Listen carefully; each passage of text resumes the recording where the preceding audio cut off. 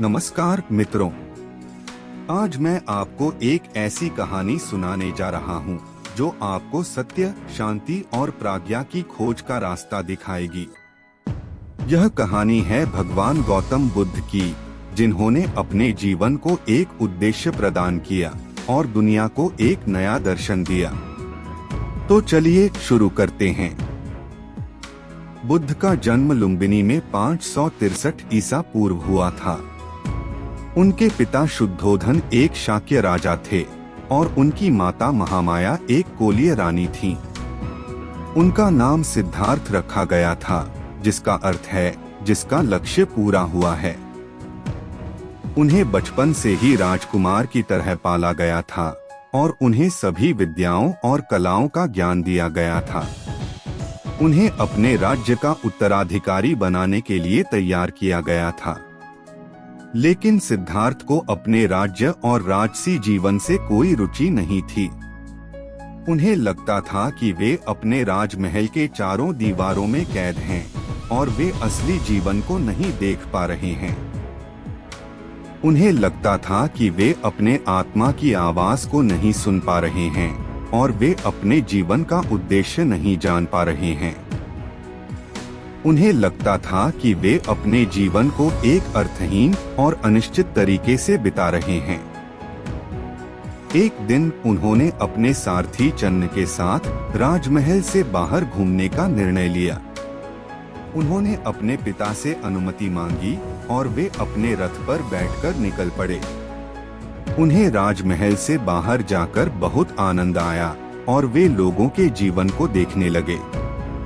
लेकिन उन्हें जो दृश्य दिखाई दिए वे उन्हें बहुत अधिक चिंतित और व्याकुल कर दिए।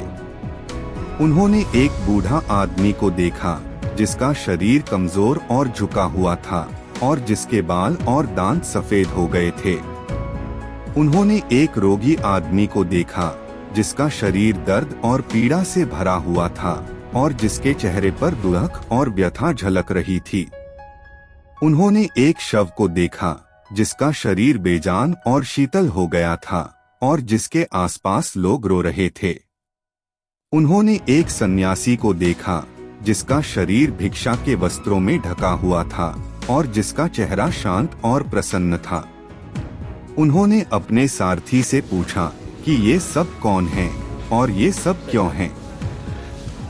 उनके सारथी ने उन्हें बताया कि ये सब जीवन के सत्य हैं और ये सब हर किसी के साथ होते हैं। वह बताया कि जीवन में बूढ़ापा, रोग, मृत्यु और दुख अनिवार्य हैं और कोई भी इनसे बच नहीं सकता।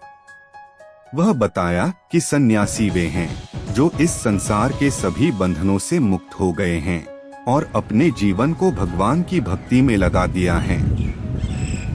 वह बताया कि सन्यासी वे हैं जो अपने आत्मा को जानते हैं और अपने मन को शांत और प्रसन्न रखते हैं।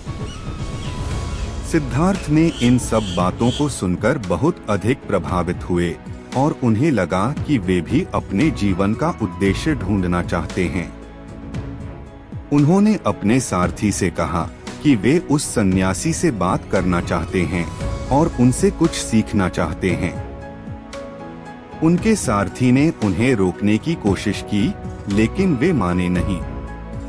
वे अपने रथ से उतरे और उस सन्यासी के पास गए। वे उस सन्यासी को प्रणाम करके बैठ गए और उनसे पूछा कि वे कौन हैं और वे क्या करते हैं। उस सन्यासी ने उन्हें मुस्कुराकर देखा और उनसे कहा कि वे एक बौद्ध भिक्षु हैं और वे भगवान बुद्ध के शिष्य हैं। वह बताया कि भगवान बुद्ध वे हैं जिन्होंने इस संसार के सभी दुखों का कारण और उपाय जान लिया है और वे अपने शिष्यों को उसका ज्ञान देते हैं। वह बताया कि भगवान बुद्ध वे हैं जिन्होंने अपने जीवन को एक उद्देश्य प्रदान किया है और वे दुनिया को एक नया दर्शन दिया है। सिद्धार्थ ने इन सब बातों को सुनकर बहुत अधिक उत्साहित हुए और उन्हें लगा कि वे भी भगवान बुद्ध के शिष्य बनना चाहते हैं। उन्होंने उस भिक्षु से कहा कि वे उनके साथ चलना चाहते हैं और भगवान बुद्ध से मिलना चाहते हैं। उस भिक्षु ने उन्हें स्वागत किया और उन्हें अपने साथ ले जाने के लिए तैयार हुआ। लेकिन तभी उन्हें एक आवाज सुनाई दी जो कि उनके सारथी की थी। उनके सारथी ने उन्हें रोकने की कोशिश की और उन्हें याद दिलाया कि वे एक राजकुमार हैं और उनके पिता उनका इंतजार कर रहे हैं। उन्होंने उन्हें बताया कि वे अपने राज्य का उत्तराधिकारी हैं और उनके पास बहुत सी जिम्मेदारियां हैं। उन्होंने उन्हें समझाया कि वे अपने राज्य की रक्षा करने के लिए युद्ध करना चाहिए और अपने प्रजा की खुशी के लिए शासन करना चाहिए। सिद्धार्थ ने इन सब बातों को सुनकर बहुत अधिक विचलित हुए और उन्हें लगा कि वे एक बड़े संकट में हैं। उन्हें लगा कि वे अपने दिल की आवाज को सुनना चाहते हैं और अपने जीवन का उद्देश्य जानना चाहते हैं। लेकिन उन्हें लगा कि वे अपने पिता की आज्ञा को भी मानना चाहते हैं और अपने राज्य की भी जिम्मेदारी लेना चाहते हैं। उन्हें लगा कि वे दोनों के बीच फंस गए हैं और वे कुछ फैसला नहीं कर पा रहे थे कि वे क्या करें। उन्हें लगा कि वे अपने जीवन का सबसे बड़ा चुनाव करने वाले हैं और वे इसे बहुत सोच समझकर करना चाहते हैं। उन्होंने अपने सारथी और भिक्षु से कहा कि वे उन्हें कुछ देर अकेले छोड़ दें और वे अपने मन को शांत करने के लिए ध्यान करना चाहते हैं। उन्होंने उन्हें वादा किया कि वे जल्द ही उनके पास वापस आएंगे और अपना फैसला बताएंगे।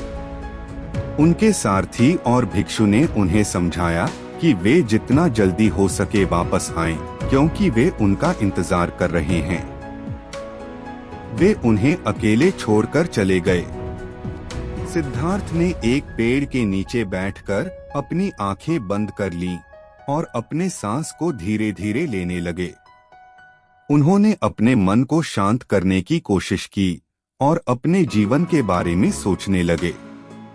उन्हें अपने बचपन की यादें आईं, जब वे अपने माता पिता के साथ खुशी खुशी रहते थे। उन्हें अपने यौवन की यादें आईं, जब वे अपनी पत्नी यशोधरा और बेटे राहुल के साथ प्रेम पूर्वक रहते थे। उन्हें अपने राज्य की यादें आईं, जब वे अपने प्रजा को न्यायपूर्वक शासन करते थे। लेकिन उन्हें यह भी याद आया कि वे इन सब चीजों से कभी भी संतुष्ट नहीं थे। उन्हें यह भी याद आया कि वे इन सब चीजों को छोड़कर अपने जीवन का उद्देश्य ढूंढने के लिए निकले थे। उन्हें यह भी याद आया कि वे कितने विभिन्न गुरुओं के पास गए थे और कितने विभिन्न तरीकों से अपने आत्मा को जानने की कोशिश की थी। उन्हें यह भी याद आया कि वे कितने कष्ट और तपस्या से गुजरे थे और कितने विघ्नों को पार किया था। उन्हें यह भी याद आया कि वे कैसे बोधि वृक्ष के नीचे बैठे थे और कैसे अपने जीवन का सबसे बड़ा संघर्ष किया था। उन्हें याद आया कि वे कैसे मारा का सामना किया था और कैसे उसके सभी प्रलोभनों और आक्रमणों को विजय प्राप्त किया था। उन्हें याद आया कि वे कैसे अपने आत्मा को जान लिया था और कैसे अपने जीवन का उद्देश्य प्राप्त किया था। उन्हें याद आया कि वे कैसे बुद्ध बन गए थे और कैसे अपने ज्ञान को दुनिया के साथ बांटने लगे थे। सिद्धार्थ ने इन सब यादों को देखकर अपने जीवन का सारांश निकाला और अपना फैसला किया। उन्होंने अपने दिल की आवाज को सुना और अपने जीवन का उद्देश्य चुना। उन्होंने अपने सारथी और भिक्षु को बुलाया और उन्हें अपना फैसला बताया। उन्होंने कहा कि वे अपने राज्य को छोड़कर नहीं जाएंगे, बल्कि वे अपने राज्य को बुद्ध के शिक्षाओं के अनुसार शासन करना चाहते हैं और अपने प्रजा को भी उनका ज्ञान देना चाहते हैं। उन्होंने कहा कि वे अपने राज्य को एक आदर्श राज्य बनाना चाहते हैं, जहां सभी लोग न्याय, शांति और समता का अनुभव करें। उन्होंने कहा कि वे अपने राज्य को एक बौद्ध राज्य बनाना चाहते हैं, जहां सभी लोग बुद्ध के 4 आर्य सत्य, 8 आर्य अष्टांगिक मार्ग और पंचशील का पालन करें। उनके सारथी और भिक्षु ने उनके फैसले को सुनकर उन्हें बधाई दी और उन्हें अपने लक्ष्य की ओर बढ़ने के लिए प्रोत्साहित किया। उन्होंने उन्हें बताया कि वे उनके साथ हमेशा रहेंगे और उन्हें अपने जीवन के हर कदम पर सहायता करेंगे। उन्होंने उन्हें बताया कि वे उनके लिए गर्व की बात हैं और वे उनके लिए आदरणीय हैं। सिद्धार्थ ने उनके प्यार और सम्मान को महसूस किया और उन्हें धन्यवाद कहा। उन्होंने उन्हें अपने साथ चलने का निमंत्रण दिया और उन्हें अपने राज्य की ओर ले जाने के लिए कहा।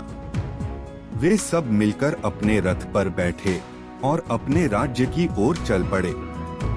इस प्रकार सिद्धार्थ ने अपने जीवन का एक बड़ा फैसला लिया और अपने जीवन को एक नया मोड़ दिया।